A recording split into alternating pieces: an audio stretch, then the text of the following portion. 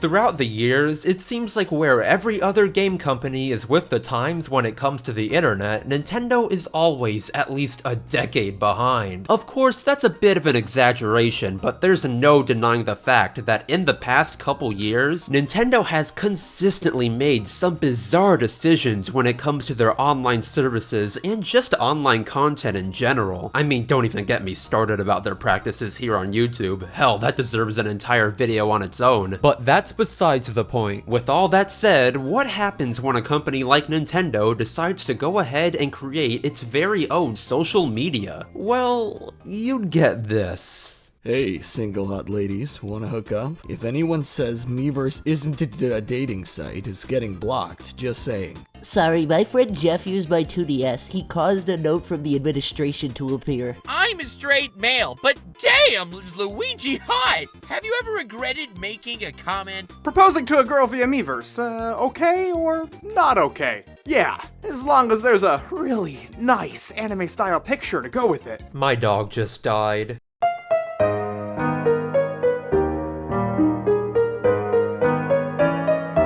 Hello everyone, this is the RPG Monger, and huge thanks to these three for going along with my bullshit for this video. I highly suggest you check all of them out as they make some pretty great stuff. Links to all of them in the description. Though back on track here, welcome to Internet Dumpster Diving, the one series of mine that isn't on hiatus where we explore some of the internet's more strange locations. And ever since my last video where I talked about Nintendo's experiments with messaging and social media, I just couldn't resist seeing what the rest of Miiverse's community had in store, and oh boy, I wasn't disappointed. If there ever was one, Miiverse was the perfect storm. So for those of you who don't know or just didn't watch my last video, let me give you all a very brief rundown of how Miiverse worked exactly. You see, Miiverse was both very similar and wildly different to most other social medias out there. On one hand, you of course had the basics like your own profile, the ability to post things, comment on other posts, and other minute details. But on the other hand, Miiverse was unlike most others, with its users being split up into communities made specifically for each game that come out on the Wii U or 3DS. And it doesn't end there, because within these communities, there would even be sub-communities, sometimes leading to a lot of interesting results that we'll be getting to in a bit. Not to mention, whereas just about every other social media's age range of users is usually made up of teens and adults for the most part, considering Miiverse was made explicitly for the 3DS and Wii U, a good chunk of the people you'd see on Miiverse were definitely more on the younger side compared to just about every other social media out there. And since Miiverse was made by Nintendo, it would end up having some very unique moderation, because like you'd expect with Nintendo, Miiverse was geared to be a family-friendly social media, and administration would definitely reflect that. Now, to give them some credit, the admins on Miiverse would be partially successful with keeping order throughout the service, with obvious violations like swearing and such usually being taken down fairly quickly. Though on the other hand, for the most part, Miiverse administration was comprised primarily of an algorithm that would ban users over seemingly nothing at times. So of course, with an algorithm being the main source of moderation at Miiverse, people would take no time at all to find ways to exploit it. And the craziest thing is, all the way up until Miiverse's death in 2017, this issue would never be fully resolved, with many false reporters getting away with it all due to the administration's crappy programming. Though besides all the issues with admins and such, sometimes Miiverse would just break altogether. You see, while you can't post your own pictures from the internet, communities would allow you to post screenshots from games. Now this was all fine and great, but with a user base that is constantly trying to mess with the admins, it wasn't long before users found glitches in specific communities that allowed them to post just about anything they had saved from the internet, leading to Nintendo's supposedly family-friendly social network becoming anything but. As expected, it wouldn't be long before Nintendo would freak out and patch the glitches as quickly as they could, but this would happen many more times. However, that's enough about the technical aspect aspects of Miiverse, now let's get into the whole reason any of you are watching this video, the community. As you'd expect, there were a lot of communities on Miiverse, over 100 in fact, and for the most part, all you'd really find within them would be posts or drawings related to the game they were created for. Now of course, there would be communities like YouTube's or Hulu's that would be host to some more bizarre and off-topic posts, but really nothing all that bad that you wouldn't expect, besides all the rampant role-playing.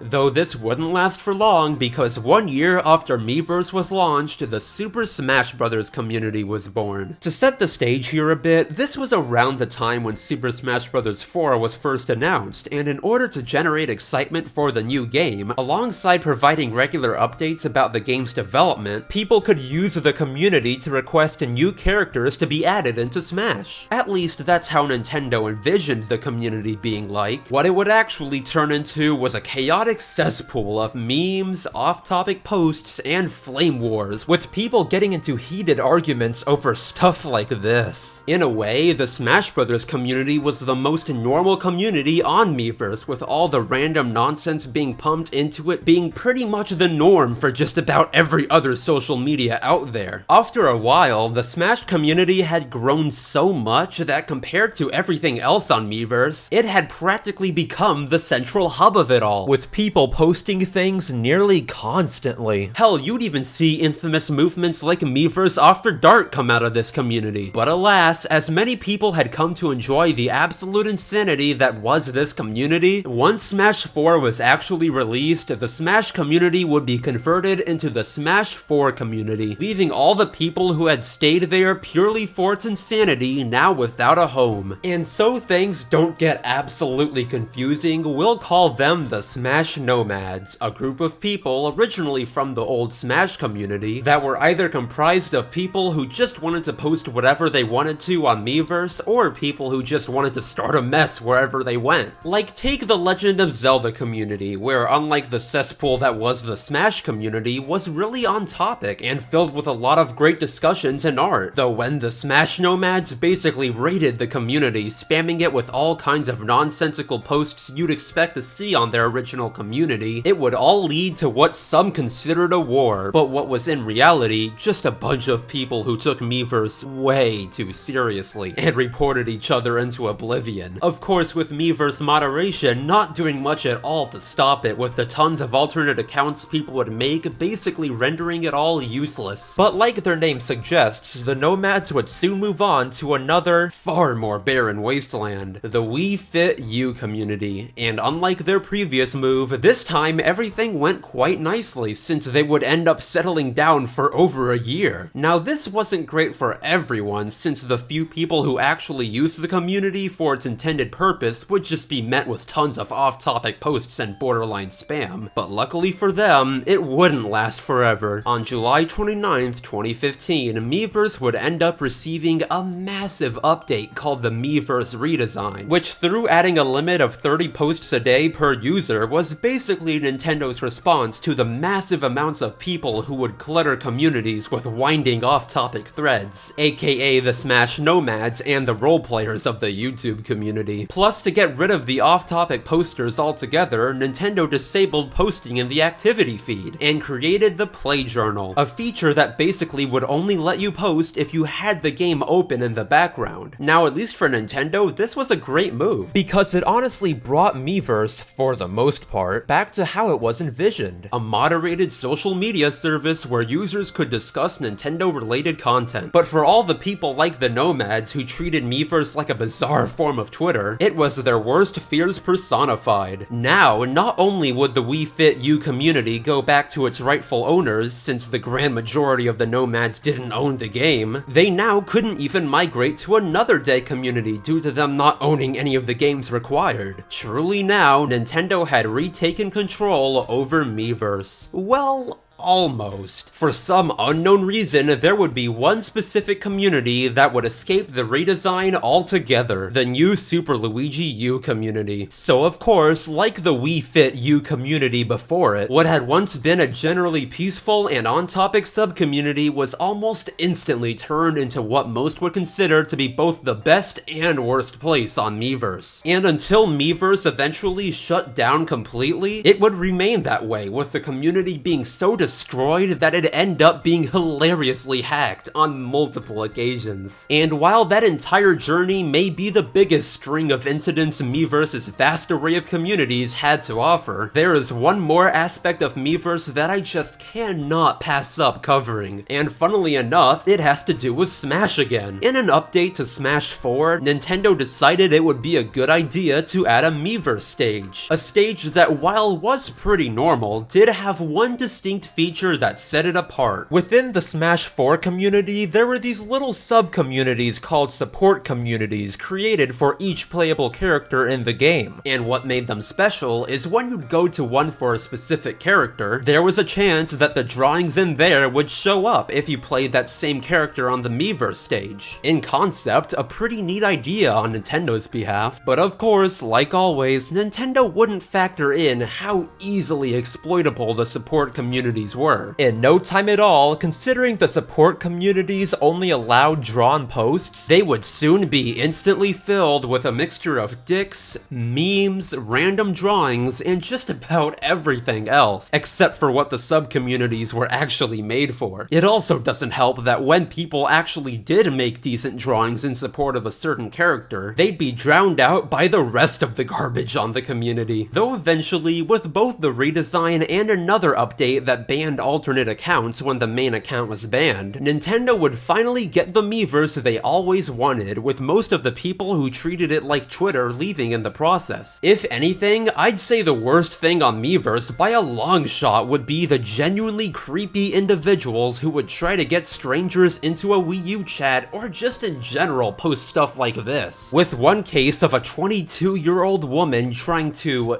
date a 12-year-old boy being especially creepy. However, thankfully, people would report those posts pretty quickly, and even before all the redesigns and updates, when you used Miiverse as it was intended, the service was honestly pretty great, even if it serves as a painful reminder of how edgy I was 3 years ago. So while we may never get anything like Miiverse again, needless to say, it sure was quite the spectacle while it was around.